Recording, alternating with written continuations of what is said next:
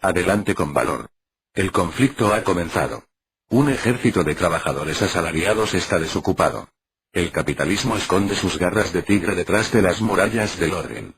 Obreros, que vuestra consigna sea, no al compromiso. Cobardes a la retaguardia. Hombres al frente. Con estas palabras preparaba Auguste Spies la huelga del 1 de mayo en Chicago en las páginas del periódico Arbeiter Zeitung. Nada hacía suponer a Spies que aquella jornada iba a pasar a la historia del obrerismo por todo lo que conllevó. La reivindicación de las 8 horas de trabajo era el eje fundamental de aquella huelga en 1886. Y es que la reivindicación por una disminución de la jornada de trabajo hundía sus raíces en los orígenes del movimiento obrero. Las largas jornadas a las que estaban sometidos los trabajadores ponía como primer punto de la agenda reivindicativa la disminución de la jornada, que en muchos casos alcanza las 12, 14 horas diarias. Evidentemente sin ningún tipo de seguro social y con unas condiciones de vida de miseria. Y curiosamente es Estados Unidos uno de los primeros países en introducir leyes de reducción de la jornada laboral. En 1840 la administración de Martin Van Buren reconoció la jornada de 10 horas para empleados del gobierno y constructores de navales. En 1842 Massachusetts y Connecticut redujo la jornada infantil a 10 horas. Reino Unido, por su parte, en 1844 redujo el trabajo infantil a 7 horas y el de adultos a 10 horas. Y así se fueron sucediendo en distintos estados norteamericanos y en Europa. Siempre reformas parciales y en sectores concretos. Eso hacía pensar que solo una fuerza organizada de los trabajadores podría llegar a conquistar mejoras en la clase obrera de más amplio. En 1864 se fundaba en Londres la Asociación Internacional de los Trabajadores, AIT. Y en 1866, en el Congreso de Ginebra, se aprobaba que las secciones integrantes de la misma iban a buscar las 8 horas de trabajo. 8 horas de trabajo, 8 horas de descanso y 8 horas de ocio. Ese fue el lema del movimiento obrero internacional. El amplio poder de implantación que generó la AIT, y los ecos revolucionarios que llegaban desde Europa, hizo que en 1868, el presidente norteamericano Andrew Johnson aprobara la ley Ingersoll, por la cual se establecía la jornada de 8 horas de trabajo para los empleados federales. A pesar de la desaparición de la AIT, el movimiento obrero siguió reivindicando mejoras para la clase obrera. Numerosas huelgas se van sucediendo a lo largo y ancho del mundo, algunas de las cuales consiguen grandes avances para los trabajadores.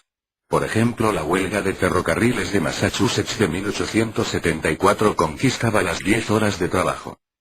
Pero los trabajadores integrantes del movimiento obrero norteamericano eran conscientes de que sin una organización que aglutinase a los trabajadores iba a ser muy difícil conquistar derechos generales y básicos para la clase obrera. Así nació en 1881 en Pittsburgh la Federación Norteamericana del Trabajo AFL. En su cuarto congreso en Chicago decidía la organización de una gran huelga general que reivindicara las 8 horas de trabajo, siguiendo la tradición fundada por la AIT. Reivindicación que contó también con el apoyo de otras organizaciones como los Caballeros del Trabajo o distintas federaciones y asociaciones obreras norteamericanas. Se constituyó un comité por las 8 horas de trabajo, y fechó la huelga general para el 1 de mayo de 1886. La huelga fue un completo éxito de convocatoria para el sindicalismo norteamericano. La situación de miseria que vivían los trabajadores era reconocida incluso por los propios gobiernos y el presidente Grover Cleveland dijo: las condiciones presentes de las relaciones entre el capital y el trabajo son, en verdad, muy poco satisfactorias, y esto en gran medida por las ávidas e inconsideradas exacciones de los empleadores. La huelga fue un éxito de convocatoria y más de 5.000 huelgas se fueron declarando. En muchos lugares se conquistaron esas 8 horas de trabajo: Chicago, Boston, Pittsburgh, Saint Louis, Washington, etc., muchas de ellas a nivel de fábrica o triunfos parciales. Este poder del movimiento obrero, animado por los anarquistas principalmente, puso en alerta al empresariado norteamericano, que no tardó en reaccionar.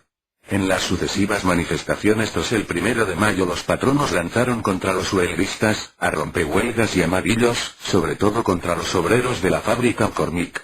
Lo peor llegó cuando el 4 de mayo en Haymarket Square estallaron unas bombas con 15.000 personas reunidas. El resultado fue 38 obreros muertos, 115 heridos, un policía muerto y 70 heridos. La prensa, a favor de los patronos, no dudó en apuntar desde el primer momento a la autoría anarquista. Las razías contra anarquistas iniciadas por el comisario Michael Schad no se hicieron esperar. Entre los detenidos y acusados de asesinato se encontraban los animadores más entusiastas del movimiento obrero. Todos anarquistas. Los nombres de August Spies, Michael Schwab, Oscar Neve, Adolf Fischer, Louis Link, George Engel, Samuel Fielden o Albert Parsons pasaron a ser primera noticia. Todo el juicio que se montó contra ellos estuvo lleno de irregularidades. El juez Joseph E. Gary, reaccionario, confesó. Seleccionó al jurado entre personas de clara influencia antisocialista y antianarquista. No se permitió estar entre el jurado a obreros que pudieran tener simpatías por las ideologías obreras. La suerte de los acusados estaba echada de antemano. El 11 de noviembre de 1887 se ejecutaba la sentencia contra los condenados a muerte. Spies, Parsons, Fischer y Engel fueron ahorcados. Link se suicidó el día anterior. Y otros acusados penaron en las cárceles durante varios años. En la memoria quedan los discursos que los acusados dieron en el tribunal. Su defensa de inocencia y la defensa de sus ideas. Fueron ejecutados por ser anarquistas y socialistas. Camino a patíbulo, los acusados siguieron dando vivas a la anarquía y a la clase obrera. Cantaron la Marsellesa, entonces himno revolucionario por excelencia. La inocencia de los acusados era manifiesta. Era el origen de la guerra sucia contra el movimiento obrero.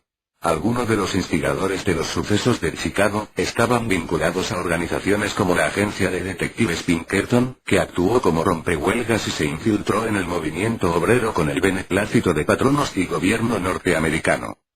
Aún así, para el movimiento obrero internacional la fecha del 1 de mayo se convirtió en un día de conmemoración para recordar a los mártires de Chicago y para reivindicar la jornada de 8 horas de trabajo. La Segunda Internacional lo estableció con Día Internacional de Lucha y el movimiento anarquista lo hizo una de las fechas de reivindicación obrerista y conmemoración junto al 18 de marzo, aniversario de la Comuna de París, y el 11 de noviembre, ejecución de los mártires de Chicago. Aún así, a nivel internacional las diferencias de cómo actuar frente al 1 de mayo distanció a socialistas de anarquistas.